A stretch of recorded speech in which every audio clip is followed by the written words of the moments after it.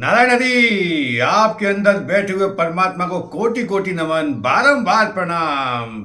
फिर आ गए गुरुजी आपको आनंद बताने के लिए कि जीवन में आनंद, खुशियां, प्रसन्नता, प्रफुल्लता, माधुर्य इसने आए कैसे। आप बोलते हो कि गुरुजी आनंद आएगा, गुरुजी बोलते हैं आपसे बार बार कि आनंद आएगा। हाँ, जिस समय सुनते हैं उस समय तो आनंद आता है, उसके बाद आनंद प्रतीत नहीं होता।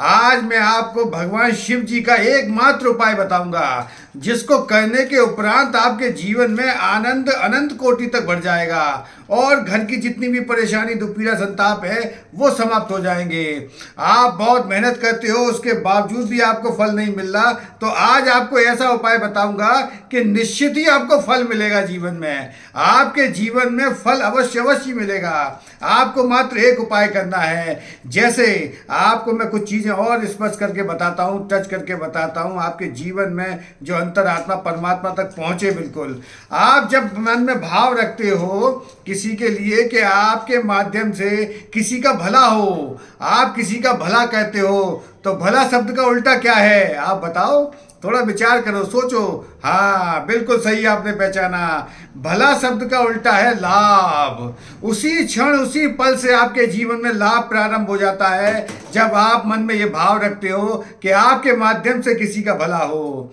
जब आप भला कहते हो, जैसे इस वीडियो को शेयर करते हो किसी को, तो आपने क्या किया, आपने उसका भला कर दिया। और भला करने के उपरांत जो परमात्मा ने प्रारब्ध के संचित कर्म आपके दिए हैं वो आपके जागृत हो गए और उसी पल से आपके जीवन में लाभ आना प्रारंभ हो गया।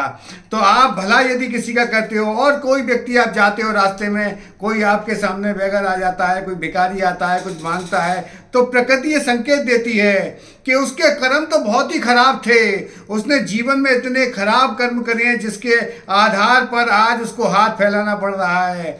आप अपने जीवन में कोई भी ऐसा कर्म मत करो कि किसी के सामने आपको हाथ फैलाना पड़े। आप हमेशा हाथ ऐसे ही रखो। वो बताता है, बार बार बोध कराता है, जब भिखारी आपके सामने हाथ फैलाता है तो आपको हमेशा हाथ, भगवान ईश्वर परमात्मा आपका हाथ ऐसे ही रखे। तो जब आप किसी के प्रति दया रखते हो तो दया का उल्टा क्या है, थोड़ा सोचो, चिंतन करो। दया का उल्टा क्या है, दया का उल्टा है याद। तब परमात्मा ईश्वर याद करता है आपको कि आपने इस व्यक्ति का भला किया है और आपने याद किया है। तब वो दया का भाव रखते ही परमात्मा आपको याद करता है और आपके जीवन में आनंद और खुशियां भर देता है। तो मैं आपको बता रहा था कि एक उपाय है भगवान शिव जी का, इतना अकाट उपाय है कि जीवन में आनंद ही आ जाए और जितनी भी घर की परेशानी, भगवान शिव तो वैसे भी बहुत भोले हैं, उनको स्वयं नहीं पता वो किसको क्या दे दें, सारी चीज़ें आपको समर्पित कर सकते हैं। एक मैं कथा सुनाता हूँ। एक बार भगवान के मन में विचार आया कि लाओ मैं जाके देख के आता हूँ कि आखिर इस संसार के अंदर चल क्या रहा है, आखिर इस संसार के अंदर हो क्या रहा है। तो भगवान शिव तो बोले हैं ही, आ गए। पार्वती जी से बोले मैं जाके देख के आता हूँ। और एक घर में जाके देखा कि पिता और पुत्र आपस में बात कर रहे थे, बहुत संघर्ष कर रहे थे जीवन में। तो पिता कहता है कि बेटा बहुत मौसम बहुत ठंडा हो रहा है, तू ये शॉल ओढ़ के चला जा बाहर। काफ़ी ठंड थी, काफ़ी मेहनत करने के उपरांत वो एक शॉल खरीद के लाए थे और अपने पुत्र को उड़ा के उन्होंने दे दी। वो बच्चा बाहर आता है, बाहर आने के उपरांत जब वो शॉल ओढ़े हुए निकल के जा रहा होता है, उसी समय एक भिखारी आते हैं भगवान के रूप में और वो बोलते हैं कि बेटा मुझे बहुत ठंड लग रही है, बहुत ज़्यादा ठंड लग रही है, बेटा तेरे पास कुछ हो तो मुझे दे दे। तो बच्चे के मन में भाव आता है कि पिता ने तो मुझे ये शॉल उड़ाने के लिए दी थी, मुझे ठंड लग रही थी काफ़ी, मगर क्यों ना मैं इनकी मदद कर दूं। उसके मन में सिर्फ ये भाव ही आता है, मन में विचार ही चिंतन कर रहा होता है कि शॉल को दूं या ना दूं।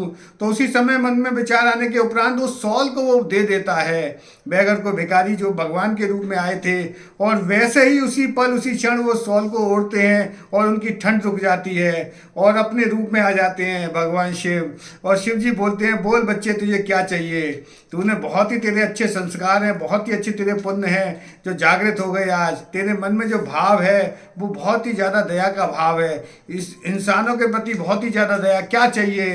तो वो परमात्मा से कहता है मुझे क्या चाहिए, जो आप देना चाहो वो दे दो। तो भगवान उसको एक छड़ी देते हैं। वो छड़ी ये देते हैं कि जिस पर ये तू रख देगा, जिस इंसान पर ये छड़ी रख देगा उसके सारे रोग दूर हो जाएंगे। तो सबसे पहले वो चिंतन करता है कि मैं ये किसके ऊपर रखूं। तो भगवान से ये प्रार्थना करता है कि ये छड़ी रखूँ तो रखूँ किसके ऊपर। वो जाता है पिताजी के पास, अंदर बोलता है कि भगवान शिव जी आए थे। तो उनको ये विश्वास नहीं होता कि आजकल के समय में कहाँ परमात्मा आते हैं, क्या कोई ऐसी चीज़ भी दे सकते हैं। तो वो छड़ी को अपने ऊपर रख के देखते हैं कि मेरे जितने भी रोग हैं वो सारे दूर हो जाएं। उसी पल उसी क्षण जैसे ही वो छड़ी को रखते हैं अपने ऊपर, उसको वो सारे रोग उनके दूर हो जाते हैं और खुशी उनके जीवन में आ जाती है, आनंद आ जाता है। उस छड़ी के अंदर अब वो जितने भी रोग थे जिनको वो दूर करते थे, उस छड़ी के माध्यम से फिर लोगों की भीड़ लगने लगी।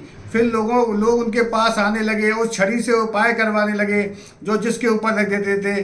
अब उसमें कुछ पात्र भी थे, कुछ अपात्र भी थे, जिनको परमात्मा ने उनको दुख दे रखा था, पीड़ा दे रखी थी प्रारब्ध के संचित कर्मों के आधार पर, वो उस पर भी छड़ी रख देते थे।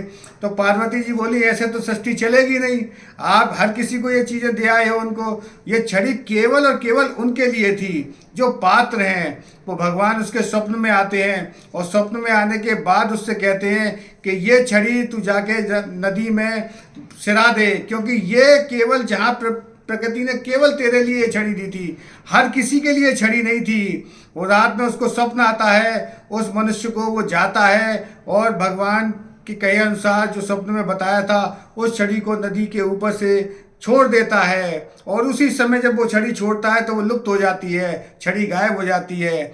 वैसे ही उसके जीवन में स्वास्थ्य आ जाता है, स्वस्थता आ जाती है। मैं आपको एक उपाय बता रहा था कि उस उपाय को करना क्या है। आपको जाना है भगवान शिव जी के मंदिर में और आपको एक खरीद के लेके जाना है काशी फल, जिसको कद्दू बोलते हैं आम भाषा में। वो ले जाके भगवान शिव जी के मंदिर में अर्पित कर देना है और वहाँ प्रार्थना करनी है कि जो भी परेशानी दिक्कत है, क्योंकि आपके जीवन में तो छड़ी आई नहीं, इसीलिए भगवान शिव जी को काशी फल अर्पित कर देना और अपनी सारी समस्या उनसे बोल देना। उसी पल उसी क्षण से जो काशी का फल होता है, जहाँ काशी में मोक्ष मिलता है, वैसे ही आपके जीवन में काशी का फल आपको प्राप्त होगा। आपके जीवन में आनंद आए, खुशियाँ आए, प्रसन्नता आए, प्रफुल्लता आए, माधुर्य आए, स्नेह आए, आपके जीवन में आनंद अनंत कोटि तक बढ़ जाए। आपके अंदर बैठे हुए परमात्मा को कोटि कोटि नमन, बारंबार प्रणाम। नारायण हरि, नारायण हरि, नारायण हरि।